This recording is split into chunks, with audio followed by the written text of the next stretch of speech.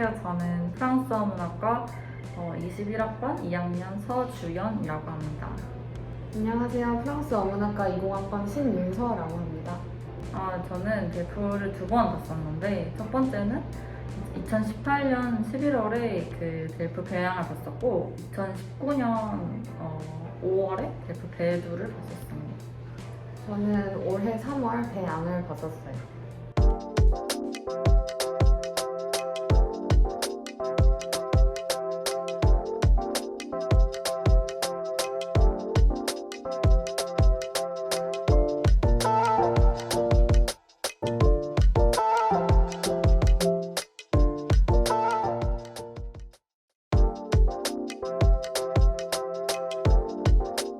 저는 사실 그 대학에 와서 본 건 아니고 이제 고등학교 때 프랑스어를 배웠었는데 그때 이제 뭔가 좀 프랑스어를 열심히 좀 했으니까 그래도 좀 자격 시험을 보면 좋겠다 싶어가지고 그때 응시하게 되었습니다. 저는 델프 시험장의 실제 분위기를 느껴보고 싶었고, 그리고 프랑스어 공부에 대한 새로운 자극을 얻고 싶었어요.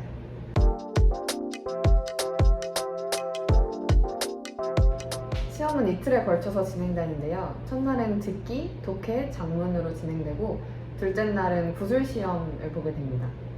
제가 주니어를 갔을 때 들었던 말이 이제 그 델프가 그 프랑스어를 실제 상황에서 얼마나 구사할 수 있는지를 보는 시험이어가지고 이제 주니어 단계의 경우에는 뭔가 작문도 그때 주제가 뭐 이제 학교에 뭐 지원금이 들어왔는데 이 예산을 어떻게 쓸 것인지 한번 구술을 작문을 해봐라 뭐 이런 거였고 이제 제가 알기로 시니어 시험은 좀 더 이제 회사나 어른들의 생활과 관련된 그런 문항들이 그런 주제들이 나온다고 알고 있습니다. 원칙적으로는 그 수준의 차이라기보다는 뭔가 그 듣기나 독해나 아니면은 그 주제의 소재 차이만 있다고 알고 있어요.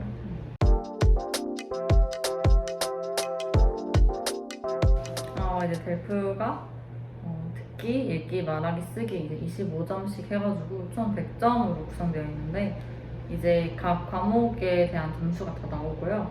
그 전체 50점 이상이면은 그 통과 어드미가 되는데 이제 한 과목이라도 5점 이하를 받으면은 꽈락이라고 해가지고 이제 아예 그 50점이 넘어도 합격이 인정되지 않을 수도 있습니다.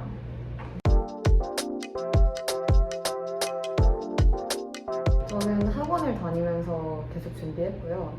그리고 시험 팁이 있다면 알리앙스 프랑세즈라는 학원에서 매월 1회씩 모의 델프를 치는 걸로 알고 있어요. 그걸 한 번씩 연습 삼아 치신다면 도움이 될 것 같습니다. 저도 이제 학교에서 프랑스어를 배우면서 이제 같이 델프 준비를 했었는데 그 델프가 뭐 솔직히 듣기나 읽기나 이런 경우에는 저희가 이제 어떤 질문이 나올지 다 알 수는 없잖아요. 근데 이제 구술 시험에서 자기소개라는 게 있는데 그거는 이제 미리 준비를 할 수 있는 부분이니까 미리 뭐 많이 써보고 문법에 맞게 연습하고 이러면은 이제 실제 상황에 갔을 때 그걸 뭐 다 똑같이 말하지 못하더라도 좀 어느 정도 대비가 되어 있어야지 이제 뒤따라오는 팔로우 퀘스천에도 답을 할 수 있고 그렇기 때문에 좀 뭔가 미리 준비를 할 수 있는 부분은 준비를 해가면 좋을 것 같습니다.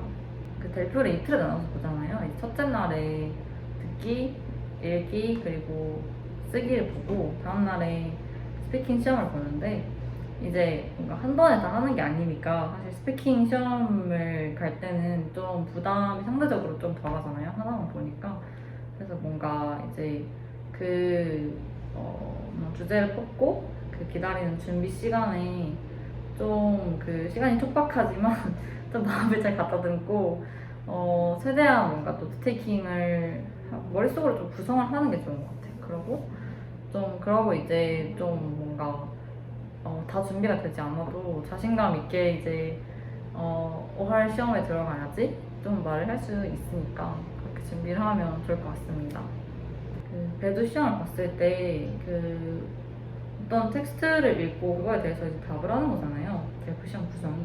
근데 그때 나온 주제가 실패의 박물관이라고 내가 뭔가 이제까지 기업의 모든 실패 제품들을 전시해가지고 그걸로부터 교훈을 얻을 수 있는데 이거에 대해서 어떻게 생각하냐 실패로부터 교훈을 얻을 수 있느냐 뭐 이런 종류의 질문이었는데 뭔가 내용이 되게 어렵잖아요. 그래서 제가 말을 막 제대로 하지도 못하고 이제 대충 이제 짧게 얘기를 했었는데 그때 면접관님들이 한 3분인가 2분이 이제 계셨는데 질문을 막 정말 빠른 속도로 하시는 거예요. 근데 이제 그걸 한 번에 못 알아들을 수도 있거든요. 근데 이제 델프는 뭔가 약간 수능처럼 정확한 답을 말해야 되는 시험은 아니니까 이제 모르면 빡뚱하고 이제 다시 질문을 해도 되고 뭔가 이제 그런 말이 있었던 것 같아요. 준비할 때 가만히 있는 것보다는 뭐라도 말하는 게 낫고 못 알아들으면 못 알아듣는다는 말이라도 이제 좀 문장으로 하는 게 낫고 그래야지 조금 더 고득점을 얻을 수 있는 방법인 것 같습니다.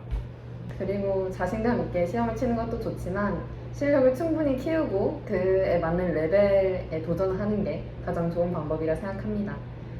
네. 저도 그 델프를 이제 배드 시험 봤을 때 듣기를 너무 못했어가지고 듣기를 9점을 받고 그런 거예요. 그래서 뭔가 그 듣기 같은 경우에는 좀 상대적으로 많은 시간을 투자해야지 점수가 오르는 과목이니까 평소에 조금씩이라도 꾸준히 좀 프랑스어를 듣는 연습을 하시면 좋을 것 같습니다. 그리고 듣기 시험을 볼 때 그 모든 지문을 다 알아듣겠다는 강박을 버리고 중요한 단어만 챙기고 맥락을 이해하자는 느낌으로만 가도 충분하실 것 같아요.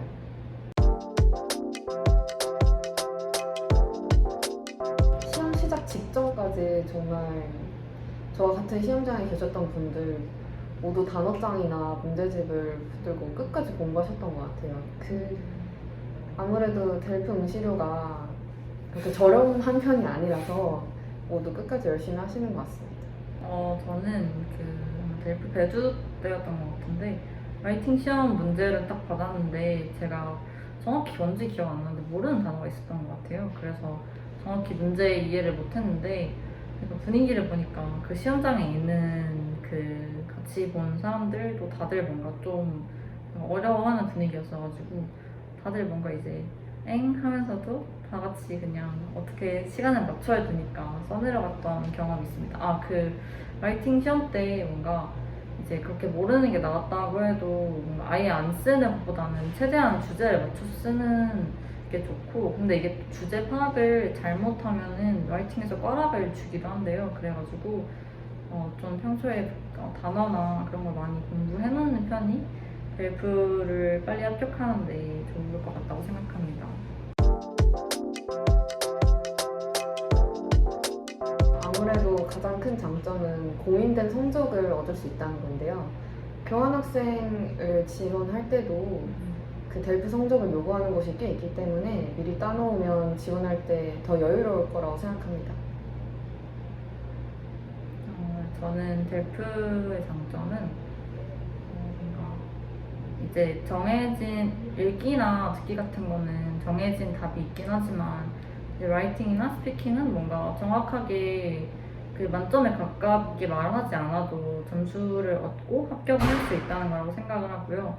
이제 뭔가 점수가 나오긴 하지만 이제 일정 수준만 넘으면은 합격증을 주니까 그것도 장점인 것 같고 다른 수능 시험이나 이런 것과는 다르게 이제 물론 그런 문법이나 단어는 정확하게 써야 하겠지만 그 자신의 생각을 좀 더 자유롭게 표현할 수 있다는 점 그게 좀 델프의 장점이라고 생각합니다.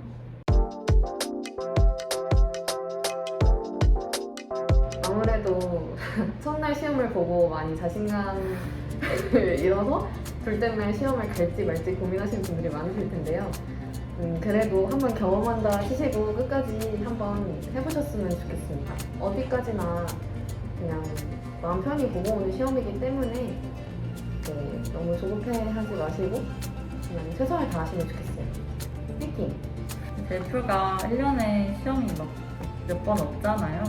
응시료가 싸지도 않고 그래서 뭔가 한 번 칠 때마다 좀 합격을 할 수 있을까 부담이 되는 것도 사실이긴 한 것 같은데 그래도 뭔가 델프만큼 이제 프랑스어라는 틀 안에서 열심히 한 만큼 또 정직하게 성적이 나오는 시험도 없다고 생각을 해서 꼭 이제 좋은 결과를 한 번에 얻지 않더라도 끝까지 포기하지 않고 공부를 하셨으면 좋겠습니다. 화이팅! 안녕.